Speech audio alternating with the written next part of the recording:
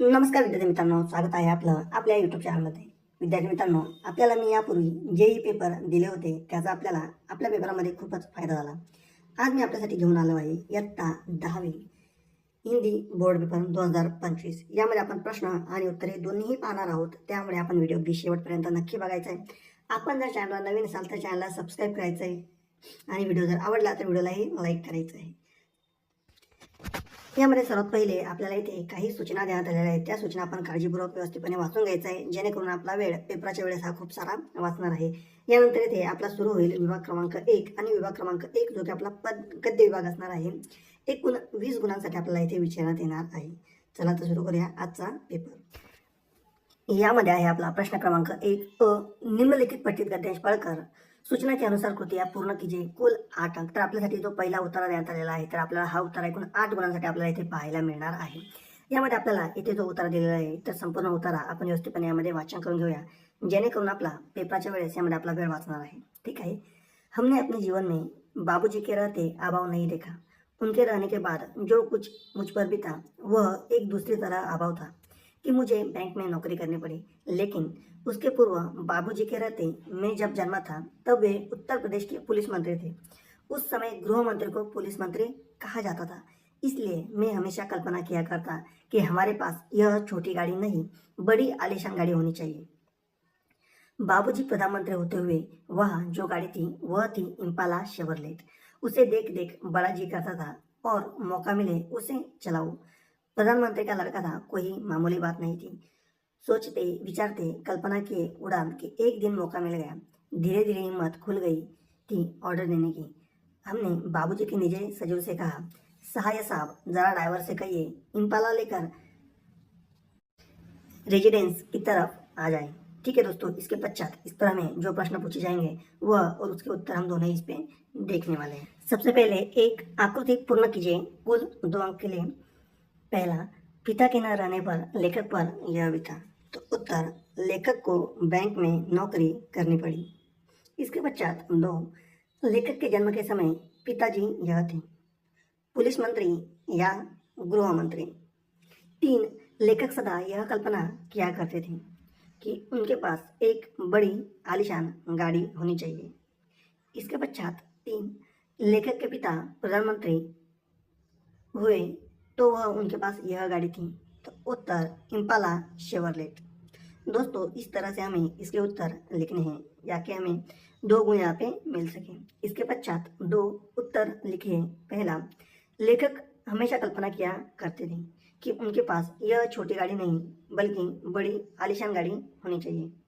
तो यह कल्पना लेखक हमेशा किया करते थे. इसके पश्चात 2, लेखक को इस बात का गर्व था. उत्तर, वह प्रधानमंत्री का लड़का है, इस बात पर लेखक को गर्व था. इसके पश्चात 2 आकृति पूर्ण कीजिए.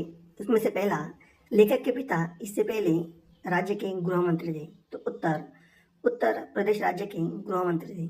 इसके पश्चात 2, पहले गृह मंत्री को यह कहा जाता था. तो उत्तर, पुलिस मंत्री. पहले गृह मंत्री को पुलिस मंत्री कहा जाता था. 3, उसमें से पहला, निम्नलिखित शब्दों के लिंग पहचान कर लिखिए. तो पुलिस का हो जाएगा पुल्लिंग. तथा इसके पश्चात 2, पानी. तो दोस्तों, पानी यह कौन सा लिंग है यह हमें इसके कमेंट में जरूर बताना है. इसके पश्चात 2, परिच्छेद में आए अंग्रेजी शब्द खोज कर लिखिए. दोस्तों, वैसे तो परिच्छेद में बहुत सारे अंग्रेजी शब्द आए हैं, जैसे कि कार, बैंक, ड्राइवर, इस तरह से, पर हमें यहाँ पे सिर्फ 2 लिखने हैं. तो आप इन कोई भी तीनों में से 2 यहाँ पर लिख सकते हैं. तो इसका हमें 1 गुण यहाँ पे मिलने वाला है. फिर इसके पश्चात इसमें हमें पूछा जाएगा 4, बच्चों की कल्पनाएं और माता पिता का डर. इस विषय पर हमें अपने 25 से 30 शब्दों में विचार लिखने हैं, जो कि कुल 2 अंक के लिए पूछा गया है. दोस्तों, यहाँ पर हमें जो प्रश्न दिया गया है वह स्वमत से हमें यहाँ पे इसका उत्तर लिखना है. जो हम आज के बारे में सोचते हैं, जो प्रश्न हमें यहाँ पे दिया गया है उसका हमें यहाँ पे उत्तर लिखना है, वह अपने मन से हम यहाँ पे लिख सकते हैं. इसके पश्चात हमें जो यहाँ पे प्रश्न पूछा जाएगा वह है 2, निम्नलिखित पठित गद्यांश पढ़कर सूचना के अनुसार कृतियां पूर्ण कीजिए. कुल 8 अंक के लिए हमें यहाँ पे पूछा गया है. सबसे पहले हमें यहाँ पर जो गद्यांश दिया गया है उसे हम अच्छे से पढ़ लेंगे. जिस आश्रम की कल्पना की है उसके बारे में कुछ ज़्यादा लिखो तो बहन को सोचने में मदद होगी. आश्रम यानी होम, घर, उसकी व्यवस्था में या संचालन में किसी भी पुरुष का संबंध न हो। उस आश्रम का विज्ञापन अखबार में नहीं दिया जाए। उसके लिए पैसे तो सहज मिलेंगे, लेकिन कहीं मांगने नहीं जाना है। जो महिला आएगी वह अपने खाने पीने की तथा कपड़े लत्ते की व्यवस्था करके आएगी। वह यदि गरीब है तो उसकी सिफारिश करने वाला लोगों का खर्चा की पक्की व्यवस्था करेगी। पूरी पहचान और परिचय के बिना किसी को दाखिला नहीं दिया जाएगा। दाखिल हुए कोई भी महिला जब चाहे तब आश्रम छोड़ सकती है। आश्रम को ठीक न लगे तो 1 या 3 महीने का नोटिस देकर किसी को आश्रम से हटा सकती है, लेकिन ऐसा कदम सोचकर लेना होगा। इस तरह से हमें यहाँ पर गद्यांश दिया जाएगा। इसके पश्चात इस पर पूछे गए प्रश्न तथा उनके उत्तर। इसके पश्चात एक प्रवाह तालिका पूर्ण कीजिए। आश्रम के नियम। यहाँ पर हमें कुल 4 नियम लिखने हैं, जो कि कुल 2 अंक के लिए पूछा गया है। तो पहला, संचालन में किसी पुरुष का संबंध न हो। 2, उस आश्रम का विज्ञापन अखबार में नहीं दिया जाए। 3, आश्रम के लिए किसी से पैसे नहीं मांगने हैं। और 4, इससे बहनों की मदद करनी है। इस तरह से आश्रम के कुछ नियम बनाए गए हैं। इसके पश्चात 2, संजाल पूर्ण कीजिए। आश्रम में आने वाली महिलाओं के लिए आचार संहिता। तो उत्तर, सबसे पहला, आते समय महिलाओं को खाने पीने की व्यवस्था करनी होगी। तथा 2, उनके कपड़े लत्ते की व्यवस्था वह स्वयं करेंगे। 3, यदि वह गरीब है तो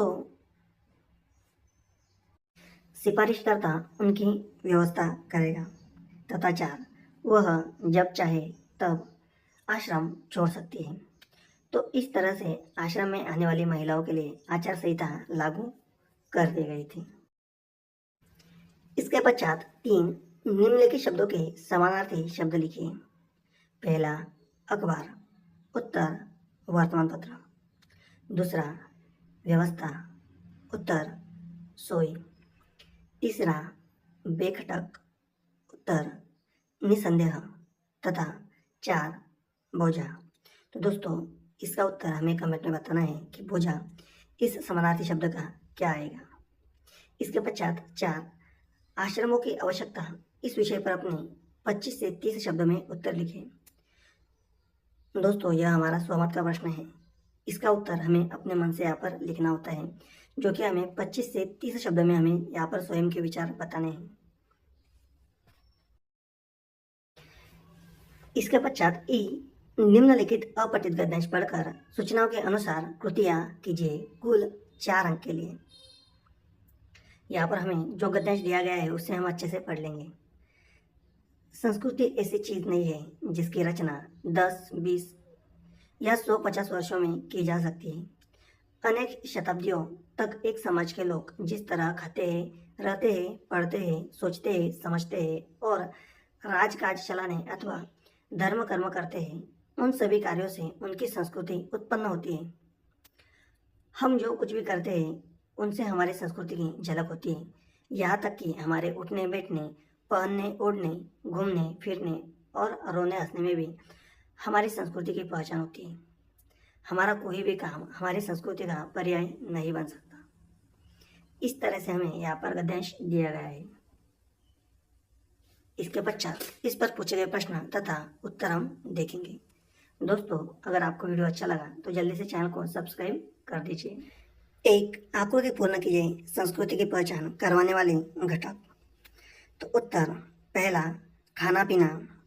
दूसरा, रहना सहना। तीसरा, पढ़ना लिखना। तथा 4, सोचना समझना। यह सब घटक हमें हमारी संस्कृति की पहचान करवाते हैं। इसके पश्चात 2, पाश्चात्य संस्कृति का प्रभाव। अपने विचार 25 से 30 शब्द में हमें यहाँ पे लिखने हैं। तो दोस्तों, किस तरह से पाश्चात्य संस्कृति का हमारे ऊपर प्रभाव पड़ रहा है, तो इसके हमें 25 से 30 शब्द में उत्तर लिखने हैं, जो कि कुल 2 अंक के लिए पूछे गए हैं। इसके पश्चात हमारा शुरू होता है विभाग क्रमांक 2, जो कि है पद्य विभाग। कुल 12 अंक के लिए हमें यहाँ पर पद्य विभाग पूछा गया है। यहाँ पर हमें जो कविता दी गई है उसे हमें अच्छे से पढ़ना है। इसके पश्चात इस पर पूछे गए प्रश्न तथा उसके उत्तर हम देखने वाले हैं, जो कि कुल 6 अंक के लिए हमें यहाँ पे दिया गया है। एक तालिका पूर्ण कीजिए। इन्हें यह कहा है, तो पहला, ईश्वर को प्राप्त कर स्थिर हुआ जीव, तो उत्तर संत, तथा दूसरा, सज्जनों के सद्गुण, तो उत्तर सज्जन कभी घमंड या गर्व नहीं करते। इसके पश्चात 2, आकृति पूर्ण कीजिए। पद्यांश में आए प्राकृतिक जल स्रोत, तो उत्तर